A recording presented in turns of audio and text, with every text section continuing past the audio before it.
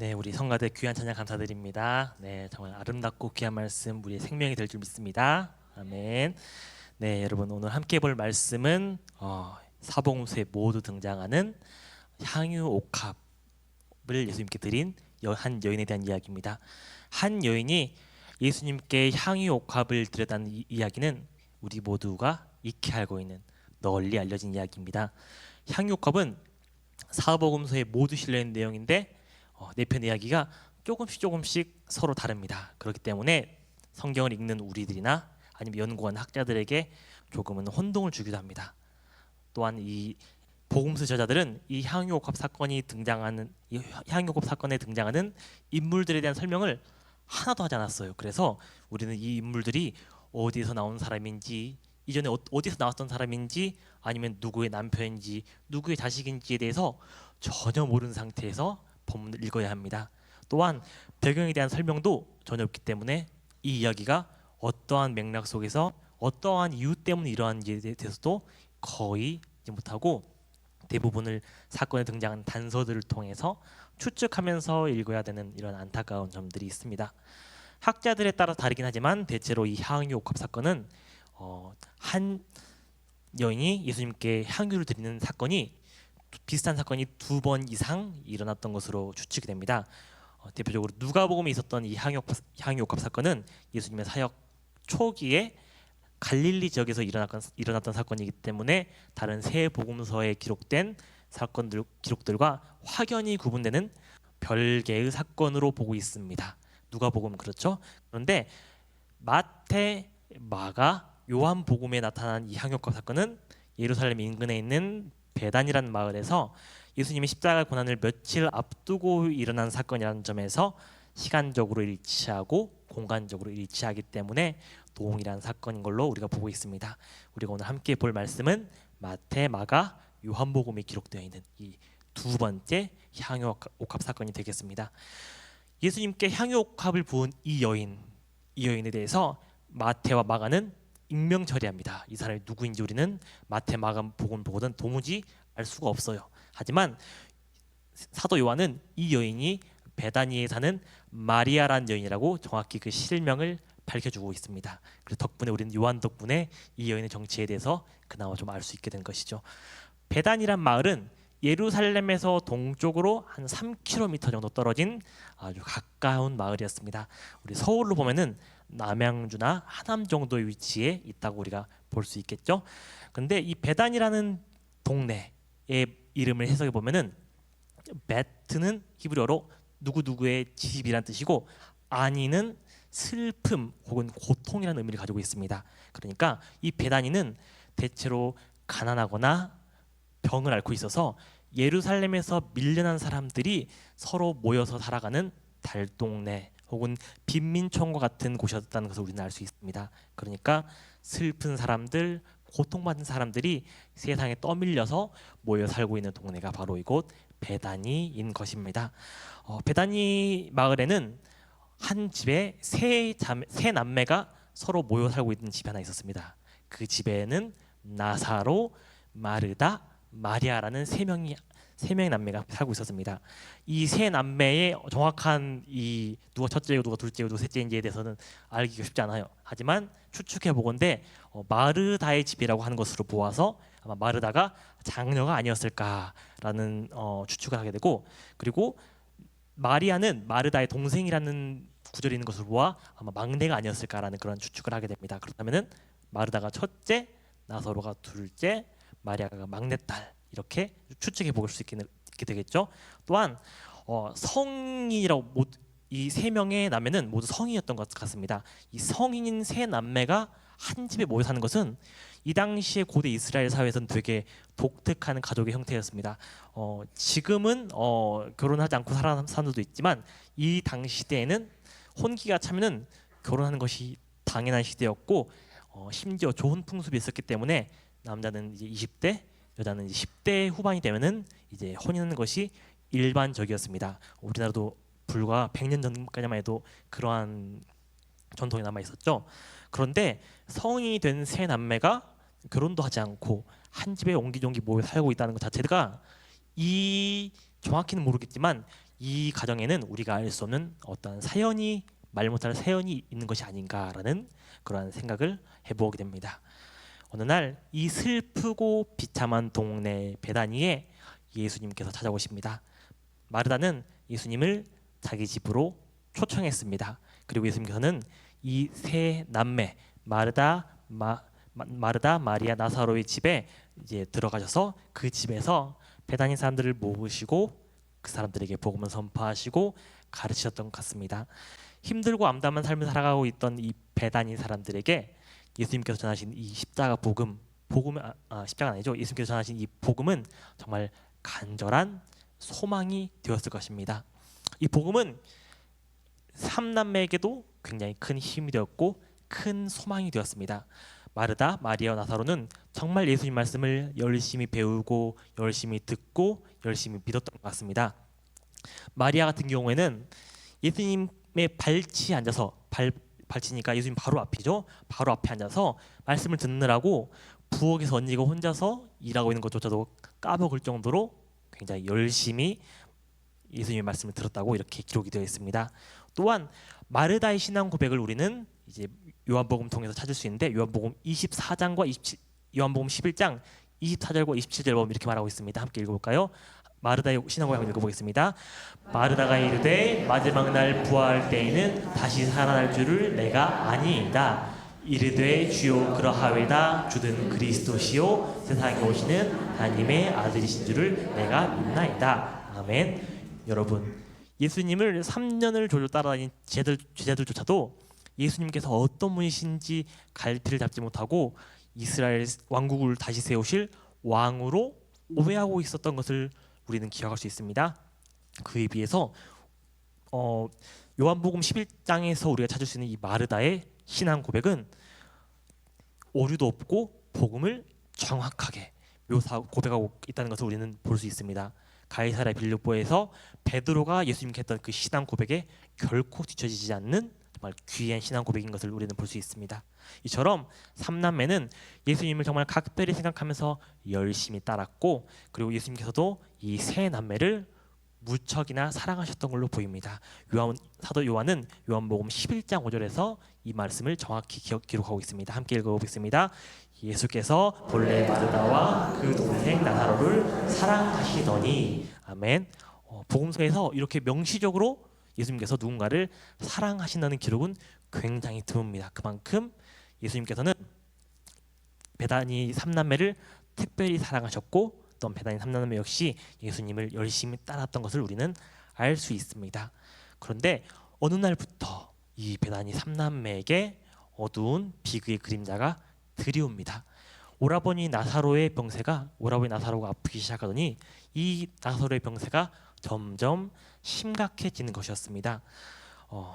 나사로가 병으로 죽어가는 상황에서 이 마르다와 마리아는 세상에 의지할 곳, 도움 구할 곳 하나가 없었습니다. 그래서 멀리 갈릴리에 계시는 예수님께 사람을 보내서 도와주실 것을 간청합니다.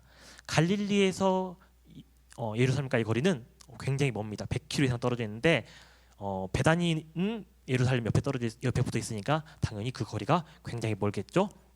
하지만 예수님께서 베다니에 도착하시기 전에 우리가 알듯이 나사로는 병으로 세상을 떠나고 맙니다. 심지어 장례까지 다 치러서 그 시체가 무덤 속에 들어가 있었던 것을 우리는 나사로 이야기를 통해서 기억할 것입니다.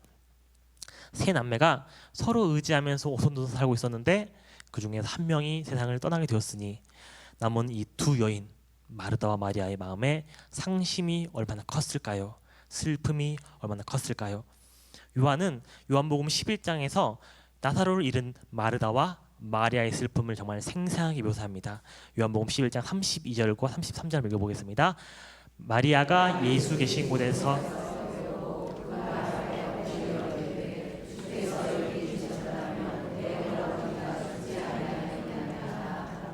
예수께서 그가 우는 것과 또 함께 온 유대인들이 우는 것을 보시고 분명히 비통히 여기시고 불쌍히 여기사 상중에 예수님을 만난 마리아는 그 마음이 무너졌습니다. 무너져 내려서 예수님의 발치 앞에 엎드려서 엉엉 우는 모습을 사도 요한은 기록하고 있습니다. 마르다와 마리아가 복음에 대한 지식이 없었던 것이 아닙니다. 우리는 앞에서 마르다의 신앙 고백을 통해서 그들이 복음을 분명히 굳게 붙잡고 있다는 것을 알고 있죠. 그리고 예수님에 대한 믿음이 부족했던 것도 아닙니다. 마르다와 마리아는 예수님께서 하나님의 아들이심을 고백하고 예수님께서 능치 못하심이 없는 것을 고백하고 있습니다. 그리고 예수님께서 길이요 진리요 생명이심을 고백합니다. 어떠한 병에 걸리든지 치료하실 수 있다는 것을 고백하고 있습니다. 하지만 요한복음 11장 본문에서 마르다와 마리아는 죽음이라는 지금까지 아무도 넘을 수 없었던 그 거대한 벽 앞에서 이제 모든 것이 다 끝났다라고 생각하면서 절망하고 있었던 것입니다. 그러나 예수님께서는 그들의 그 연약한 믿음 가운데, 무너져 내리고 있는 그 믿음 가운데에서 누굴 살리셨죠? 나사로를 무덤에서 살리시사 하나님이 어떤 분이시고 또한 예수님이 어떤 분이신지를 똑똑하게 보이시고 계십니다. 예수님께서는 인간은 죽음을 이길 수 없지만 하나님께서는 이기실 수 있다, 하실 수 있다라는 것을 똑똑히 보여주십니다. 그리고 죽음이 끝이 아니다, 죽음을 이기고 새로운 생명과 부활을 주시는 역사, 곧 십자가의 부활이 곧 이루어질 것이다. 이 일이 너희들이 죽었다 살아난 나사로를 보는 것과 같이 실제로 너희 삶 속에서 이루어질 일이다 라는 메시지를 나사로를 살리시는 그 놀라운 기적 가운데 가르치고 계시는 것이지요. 이 일은 예수님께서 십자가에서 돌아가시기 불과 열흘가량 전에 일어났던 일입니다. 예수님께서는 나사로를 부활시키시는 표적을 통해서 앞으로 예수님께서 십자가에 달려 죽게 되실 그 일과 또한 다시 부활하실 일을 예고하셔서 예수님께서 죽으신 후에 예수님을 믿고 따랐던 모든 이들, 제자들과 모든 이들의 믿음을 견고하게 하시고자 했습니다. 하지만 제자들은 이러한 예수님의 의도, 예수님의 메시지, 그리고 예수님의 순환을 이해하지도 못했고 받아들이지도 못했던 것을 우리는 볼 수 있습니다. 제자들의 이러한 불순종의 모습, 그리고 이해하지 못하는 모습은 우리는 두 가지 부류로 볼 수 있습니다. 첫 번째는 적극적인 항변. 예수님께서 순환을 예고하실 때, 죽음을 예고하실 때마다 항변하는 모습을 통해서 불순종을 드러냅니다. 대표적인 경우는 사도 베드로의 경우입니다. 베드로는 예수님께서 자신의 순환을 예고하시자, 죽음을 예고하시자 그것에 대해서 적극적으로 저항하고 항변하면서 그럴 수 없다고 말하고 있습니다. 마태복음 16장 21절 22절을 함께 읽어보겠습니다. 이때로부터 예수 그리스도께서 자기가 예루살렘에 올라와 장로들과 대제사장들과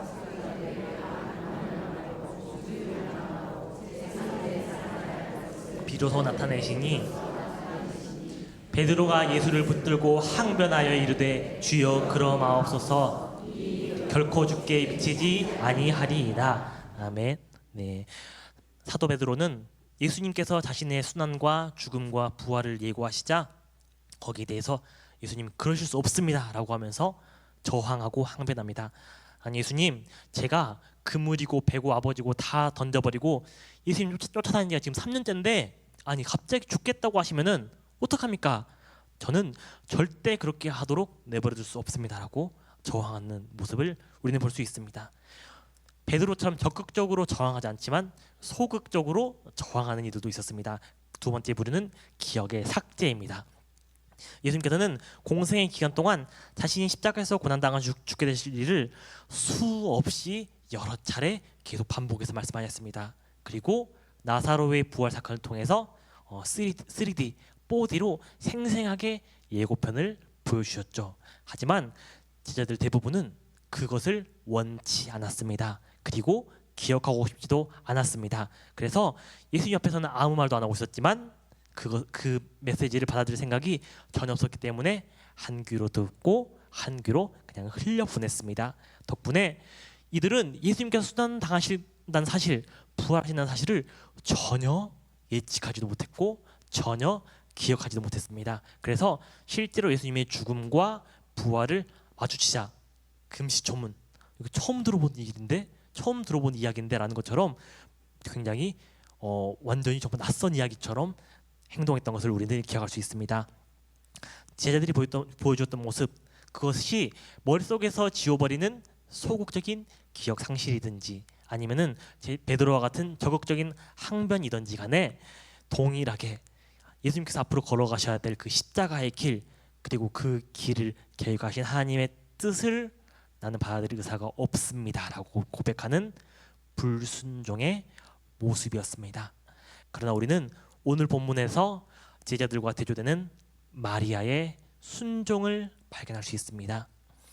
베다니 마리아는 삼남매 가운데 유독 예수님의 말씀을 듣기를 좋아하고 열심히 들었던 것을 우리는 발견할 수 있습니다. 마리아는 다른 사람들은 쉽게 잊어버렸던 예수님의 말씀을 하나하나 기억 속에 깊이 새겼던 것 같습니다. 그리고 예수님께서 내 오라비가 살아나리라 라고 말씀하신 그대로 어떻게 되었죠? 나사로가 말씀하신 그대로 살아나는 그 놀라운 기적을 경험하면서 아 그래, 예수님께서 말씀하셨던 그 모든 일들이 어떤 상징적인 메타포나 아니면은 먼 미래에 이루어질 일이 아니구나.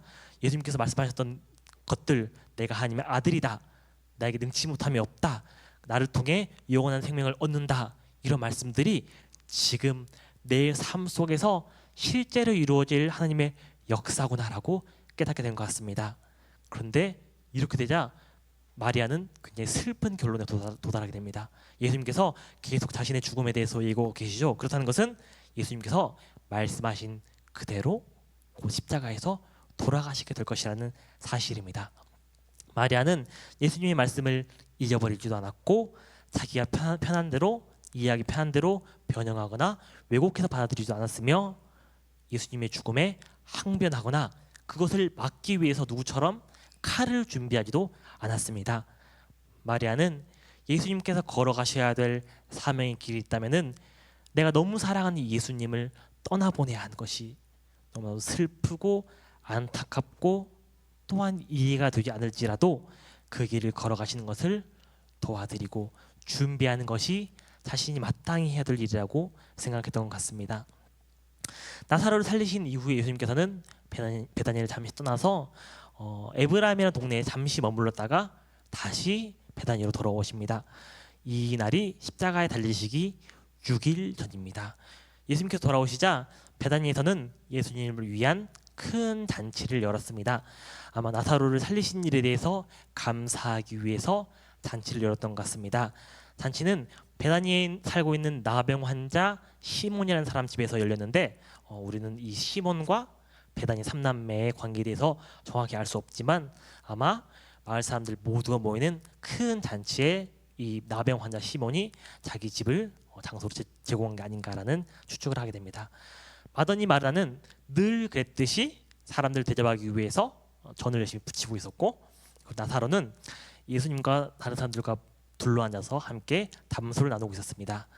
슬픔의 동네, 고통의 동네라고 불리던 그 동네가 예수님을 통해서 잔치가 열리는 기쁨의 동네로 변하게 된 것입니다. 그런데 막내 마리아가 저기 구석에서 혼자 뭘 막 사부작 대고 있습니다. 그러더니 뭔가를 손에 꺼내 들고 예수님을 향해서 걸어옵니다. 마리아의 손에 들려 있는 것은 향유에 담긴 옥합에 담긴 향유였습니다. 여러분, 이 향유의 이름은 나드라고 불리는 향유인데 이스라엘에서 나는 게 아니에요. 저기 인도 북부의 히말라야 산지에 사는 이제 풀이 있는데 그 풀의 뿌리를 이제 캔 다음에 거기서부터 짜서 추출한 기름으로 만들어진 향기 나는 기름입니다. 향기 나는 기름, 향유인 것이죠. 여러분 인도에서 만들었다고 하니까 여러분이 아시다시피 굉장히 비쌌습니다. 이스라엘에 나지 않고 100% 멀리 인도에서 상인들을 통해서 수입되던 것이기 때문에 이 나드 향유는 값이 굉장히 비쌌습니다.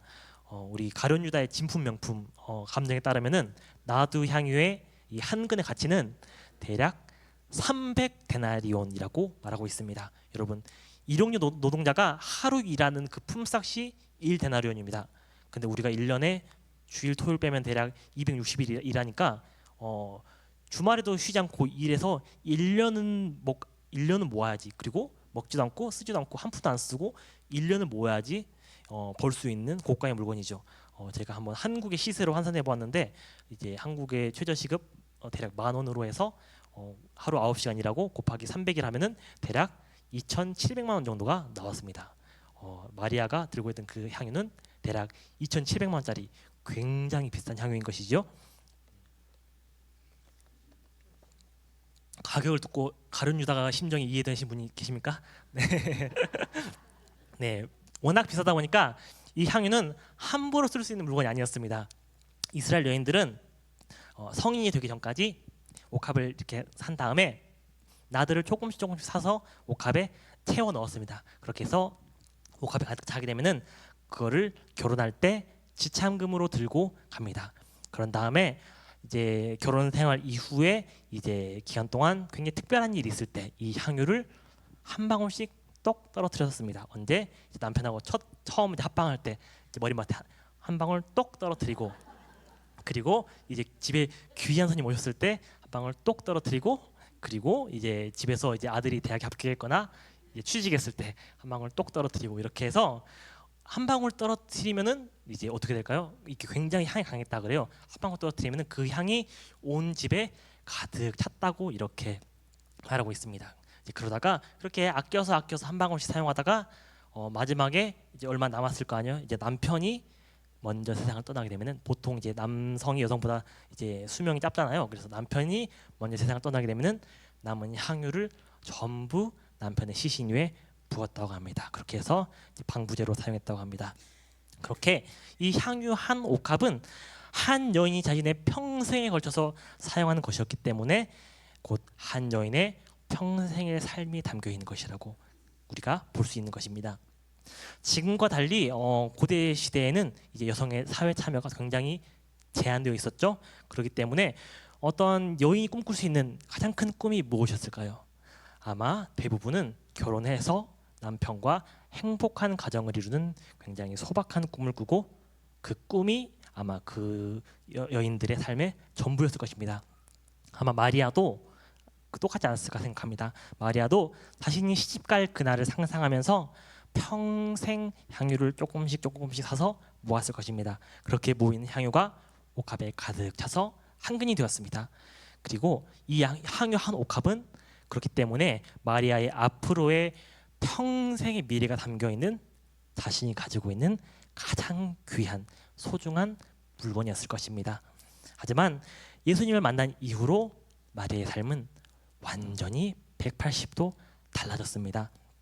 죽었던 오라버니 나사로를 죽음에서 삶으로 인도하신 것에 대한 감사, 그리고 슬픔의 동네 베다니에서 희망 없이 살았던 자신에게 찾아오셔서 영생의 소망을 주신 것에 대한 감사, 그리고 이제는 죽음의 길로 걸어가실 수밖에 없는 것에 대한 어떠한 슬픔과 안타까움으로 마리아는 예수님에 대한 감사, 예수님에 대한 사랑을 너무 그 마음속에 깊이 사무쳐서 가만히 있을 수가 없었습니다.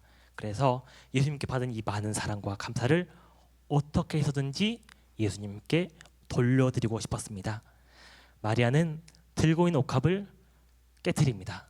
그리고 그렇게 흘러나온 향유를 예수님의 머리 위에 붓습니다. 한 방울도 남김없이 모두 예수님의 머리 위에 붓습니다. 향유가 머리에서부터 흘러내려서 예수님의 발까지 흘러내려왔습니다. 마리아는 예수님 앞에서 무릎을 꿇고 자신의 그 긴 머리카락을 풀어헤칩니다. 그리고 그 머리카락을 풀어서 예수님의 발을 닦았습니다. 여러분, 한 방울만 떨어뜨려도 온 향기가 집에 가득한 향유를 쏟아 부었으니 아마 그 향유의 향기가 이 문둥병자 시몬의 집에 가득 찼을 것입니다. 여러분, 마리아의 행동은 상식적으로 납득이 되지 않습니다. 보통 향유를 어떻게 쓴다 그랬죠? 한 방울씩 똑똑 떨어뜨려 쓴다고 그랬는데 그 비싼 향유를 한 번에 몽땅 쏟아버린 것입니다.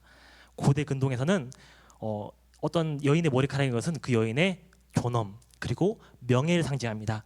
그런데 마리아는 그러한 자신의 머리를 풀어서 사람의 몸에서 가장 낮고 지저분하고 여기 넣은 곳이 바로 발이거든요. 예수님의 발을 자기의 머리카락으로 닦습니다. 그러나 마리아는 주변의 시선, 주변의 평가에 전혀 개의치 않습니다. 왜냐면은 나드의 비싼 가치보다도, 그리고 자신의 존엄과 명예보다도 예수님을 향한 헌신과 사랑이 훨씬 더 중요했기 때문입니다. 그 장면을 보고 있던 사람들, 특히 가룟 유다는 마리아의 행동을 보면서 화를 냅니다. 아니, 그거 얼마짜린데 그거 팔아가지고 가난한 사람들에게 나눠준다면은 훨씬 더 가치 있을 수 있을 텐데 그거를 왜 한 번에 쏟아서 낭비하냐라는 것이 가룟 유다의 논리입니다. 물론 어떻게 보면은 이제 뭐 이치 많은 이야기일 수도 있습니다. 하지만 우리는 가룟 유다의 이 말을 통해서 가룟 유다에게 있어서 예수님은 향유 한 옥합조차도 받을 만한 존재가 아니라는 것, 그가 무의식적으로 예수님에 대해서 내렸던 그 가치 판단을 정확하게 볼 수 있습니다. 가룟 유다는 예수님께 드리는 것이 300데나리온조차도 아깝다고 생각했던 것입니다. 그렇기 때문에 가룟 유다는 어떻게 했나요?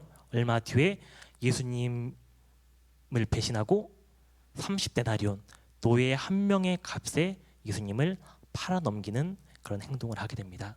사도 요한은 이처럼 30데나리온인 예수님을 팔아넘긴 가룟 유다와 300데나리온조차도 아끼지 않고 예수님께 드린 이 마리아의 행동을 비교하면서 우리가 어떻게 행동해야 되는지를 우리에게 권고하고 있습니다. 하나님께서는 마리아의 향유를 통해서 마리아 자신조차도 알지 못했던 중요한 두 가지 일을 행하십니다. 그것은 첫 번째는 임직식이고 두 번째는 장례식입니다. 여러분, 첫 번째 임직식에 살펴보겠습니다. 누군가의 몸에다가 기름을 붓는다는 것은 그 시대적인 맥락에서, 문화적 맥락에서 많은 의미를 내포하고 있습니다. 기름을 언제 붓느냐? 첫 번째는 구약 시대에 임직식 때 누군가의 머리에 기름을 부음으로써 이 사람의 직분은 하나님으로부터 받았다라는 것을 드러냅니다. 구약 시대에는 오직 왕과 선지자와 제사장만이 기름 부음 받았습니다.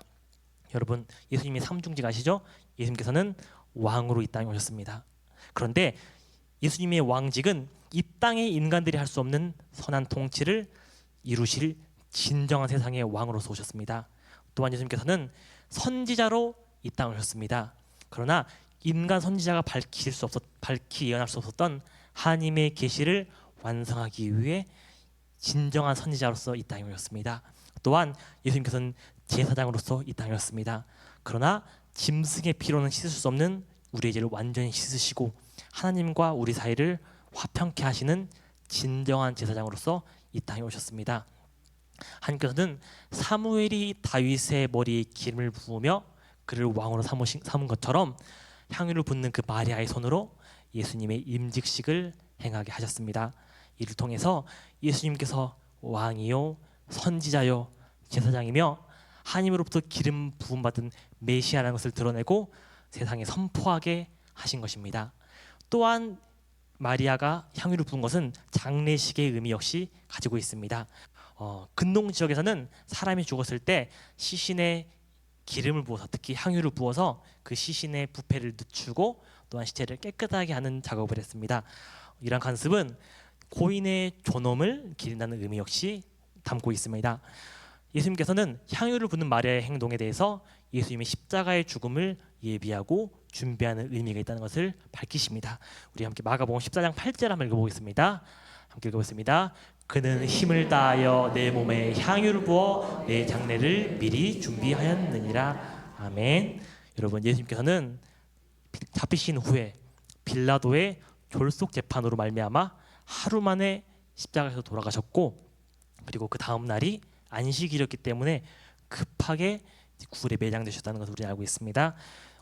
고대 근동 사회에서 시신에 대한 방부 처리, 이렇게 시신에게 향유를 바르고 향품 바르고 기름 바르는 것은 아주 중요한 장례 절차 중 하나였지만 예수님께서는 이렇게 급하게 장례되셨기 때문에 이러한 것들을 전혀 받지 못하셨습니다.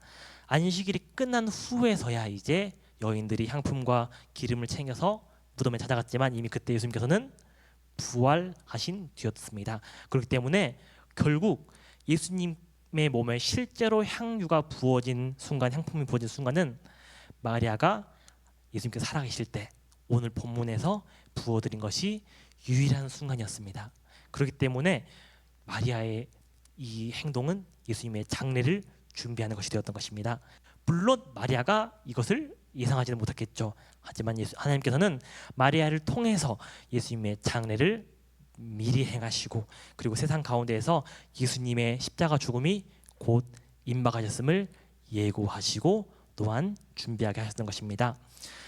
하나님께서는 마리아의 이 기름 향유 부음을 통해서 예수님의 임직식과 장례식이라는 두 가지 의식이 동시에 한 번에 거행되게 하셨습니다. 이것은 예수님의 왕권이 과연 어떠한 속성을 가지고 있는가, 어떠한 것인가를 우리에게 알려줍니다. 여러분, 세상의 왕들은 화려한 보다 위에 올라갑니다. 하지만 우리의 왕신 예수님께서는 왕으로서 십자가 위에 오르셨습니다.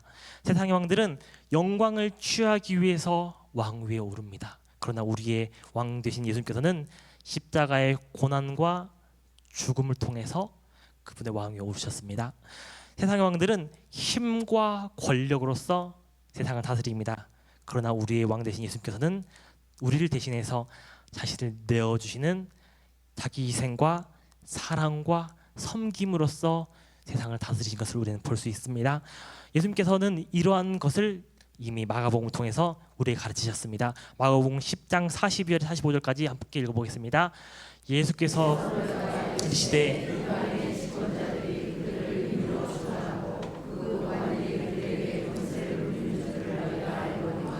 너희 중에는 그렇지 않을지니 너희 중에 누구든지 크고자 하는 자는 너희를 섬기는 자가 되고 너희 중에 누구든지 으뜸이 되고자 하는 자는 모든 사람의 종이 되어야 하리라. 인자가 온 것은 섬김을 받으려 함이 아니라 도리어 섬기려 하고 자기 목숨을 많은 사람의 대속물로 주려 함이라. 아멘. 여러분, 이것이 왕으로서 예수님의 통치이십니다. 예수님께서는 이 모든 것을 하나님의 뜻에 온전히 순종하시고 또한 자기 자신을 내어 드리시기까지 헌신하여 이루셨습니다. 여러분, 마리아는 예수님께서 걸어가신 그 길, 순종의 길, 자기 부인의 길, 헌신의 길을 따라 걸어갑니다. 손에 들고 있는 것은 향유 옥합이었지만 그가 드릴 수 있는 최선은 향유 옥합이었지만 300데나리온은 예수님을 향한 자신의 감사와 사랑의 마음을 표현하기에는 턱없이 부족했습니다. 그것이 전부가 되지 않았습니다. 마리아에게 향유 옥합이 갖고 있는 의미는 곧 자신의 삶 전체를 예수님께 깨트려 드린다는 의미를 담고 있는 것입니다. 여러분, 예수님께서는 나를 위해서 십자가 위에서 가장 소중한 자신의 생명을 대신 버리셨습니다. 나를 사랑하사 영광의 길을 버리시고 고난과 죽음과 십자가의 길을 걸어가셨습니다. 마리아는 예수님의 그 사랑에 온 몸과 온 마음을 다해서 반응하고자 했습니다. 우리는 보답이란 말 쓸 수 없습니다. 왜냐하면 예수님의 사랑에 우리가 어떻게 보답할 수 있겠습니까? 우리는 그 사랑에 반응한다라는 표현 쓰는 것이 옳을 것입니다. 마리아가 예수님께 반응할 수 있는 길은 바로 예수님께서 걸어가신 그 길을 따라 걸어가는 것이었습니다. 예수님의 길을 따라 걸어간다는 것이 예수님께서 십자가에서 못 박으셨듯이 따라서 십자가에서 죽는다는 것을 의미하는 것은 아닙니다. 마리아는 예수님께서 걸어가신 그 길, 곧 순종의 길, 사랑의 길, 자기 부인의 길, 헌신의 길, 곧 제자됨의 길을 따라 걸어간 것입니다. 하나님께서 내게 명하시는 소명의 길이 있다면은 예수님께서 먼저 순종과 사랑과 자기 부인과 헌신으로 말미암아 십자가의 길을 걸어가심으로 우리에게 본을 보이셨던 것처럼 내 삶 속에서 말씀에 순종하고 나 자신을 말씀 앞에서 깨트려 엎드리게 하여 정말 하나님께 순종하고 헌신하고 섬기는 길을 걸어가는 그것입니다. 마리아는 예수님의 십자가 고난 앞에서 예수님을 통해서 세상을 구원하시고자 했던 하나님의 그 뜻에 순종했습니다. 또한 자기 자신에게 가장 소중한 물건인 향유 옥합을 깨트리기까지 자신의 명예와 존엄 상징하는 머리카락으로 예수님의 발을 닦기까지 씻기기까지 철저하게 자신을 부인하고 헌신하며 예수님의 죽음과 장례를 준비했습니다. 그렇기 때문에 예수님께서는 마리아의 행동을 통해서 이렇게 말씀하십니다. 마가복음 14장 9절 함께 읽어보겠습니다. 내가 진실로 너희에게 이르노니 온 천하에서 어디서든지 복음이 전파되는 곳에 이 여자가 행한 일도 그를 기억하리라 하시니라. 아멘. 온 천하에 어디든지 십자가의 복음이 전파되는 그곳에서 오늘 모든 그리스도인들은 오늘 이 자리에서 마리아가 행했던 것처럼 내가 걸었던 순종의 길, 자기 부인의 길, 사랑의 길, 헌신의 길을 따라 걸어가야 할 것이다 라고 우리에게 말씀하고 계신 것이죠. 여러분, 마리아처럼 예수님을 향한 감사와 사랑 우리에게 너무나도 필요합니다. 그러나 우리의 결단은 너무나도 연약하기 때문에, 너무나도 우리는 어리석기 때문에 마치 사도 베드로가 예수님을 향해서 내가 예수님과 함께 죽겠습니다라고 칼을 준비했지만 그가 막상 상황에 닥치자 두려움과 염려로 인해서 칼을 버리고 도망쳤던 것처럼, 그리고 예수님 부인했던 것처럼 우리의 결단과 결심으로는 제자의 길 걸어갈 수 없습니다. 여러분, 그렇기 때문에 오늘 마리아가 그랬던 것처럼 그 무엇보다도 예수님을 사랑하시 바랍니다. 예수님께서 나를 위해서 십자가에서 죽으시고, 그리고 나를 위해서 자기 자신을 주시기까지 사랑하신 그 사랑을 기억하고 감사하면서 온 몸과 온 마음 다해서 그 무엇보다도 예수님을 사랑하시기 바랍니다. 마리아처럼 예수님을 향한 감사와 사랑으로 내 모든 삶을 예수님께 드리는 놀라운 결단, 놀라운 믿음의 자리로 나아갈 수 있는 우리가 될 수 있기를 간절히 소망합니다. 다 같이 오 주여 내 삶을 깨트립니다라는 찬양 부르면서 예수님께 내 모든 것, 내 몸과 마음 모든 걸 주님께 드리기를 결단한 자리로 나아가도록 하겠습니다.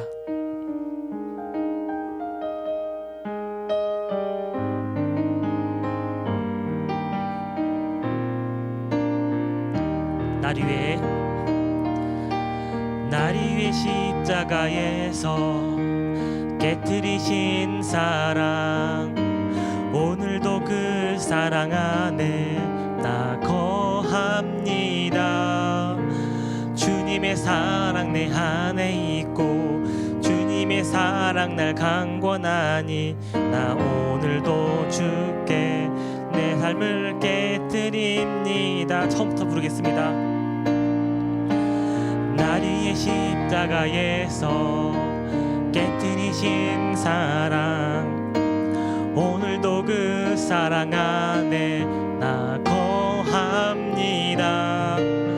주님의 생명 내 안에 있고 주님의 사랑 날 강권하니 나 오늘도 주께 내 삶을 깨뜨립니다. 오 주여 내 삶을 깨뜨립니다. 오 주여 내 삶을 깨뜨립니다. 주머니 위에 붓습니다.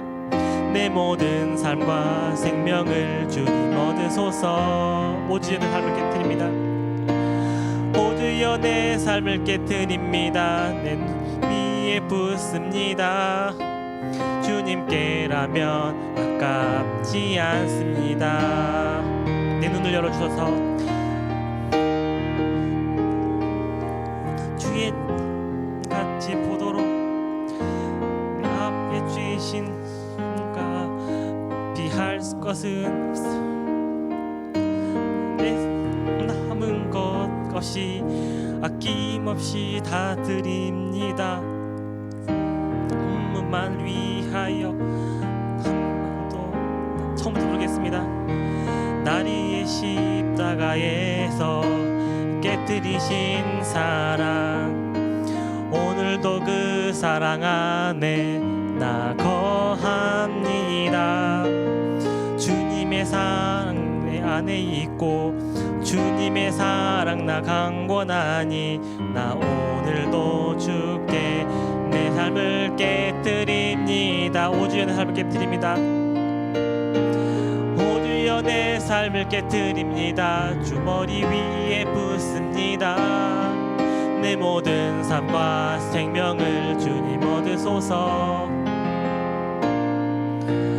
오 주여 내 삶을 깨뜨립니다. 주머니 위에 붓습니다.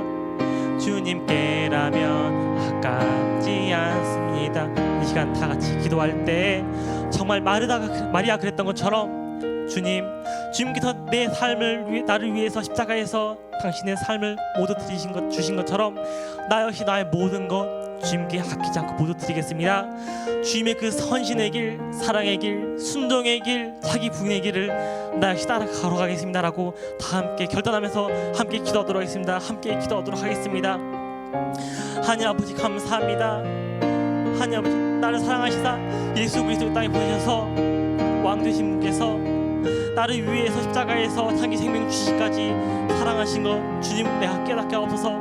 그 사랑 내가 감사할 수 있도록 주님 도와주시며 내가 그 사랑 안에서 거할 수 있도록 주님 도와주셔서 그러므로 예수님께서 십자가에서 본을 보이사 십자가 앞에서 순종하시고 십자가 앞에서 나를 사랑하시고 십자가 앞에서 자기 자신을 드리기까지 순종하셨던 것처럼 그 사랑의 감동에서 마리아가 자신의 삶에 있어서 가장 귀한 향유값을 깨뜨려 드린 것처럼 나 역시 내가 가지고 있는 모든 것 내가 가지고 있는 주님 앞에서 가장 귀한 것조차도 아낌없이 드릴 수 있는 정말 참된 순종의 길, 참된 자기 분의 길, 참된 사랑의 길, 참된 십자가의 제자의 길을 걸어갈 수 있도록 주님 도와주시옵소서.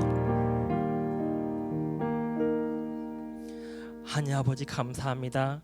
나를 사랑하시사 가장 귀한 주님의 몸된 주님의 몸을 십자가에서 깨뜨려 주셨고 그리고 그렇게 해서 나에게 새 생명 주심 주님 감사합니다. 내 안에 주님 향한 감사와 주님 향한 사랑과 그렇게 주님 향한 헌신이 정말 마리아가 향유컵을 깨뜨렸듯이 넘쳐나갈 수 있도록 주님 도와주셔서 그러므로 주님 정말 내 삶 속에 있어서 내 가장 소중한 것 내 온 평생조차도 향유컵처럼 산산이 깨뜨려 주님께 부어드릴 수 있는 내가 될 수 있도록 주님 도와주시옵소서. 이 모든 기도를 주 예수 그리스도의 이름으로 기도드렸습니다. 아멘.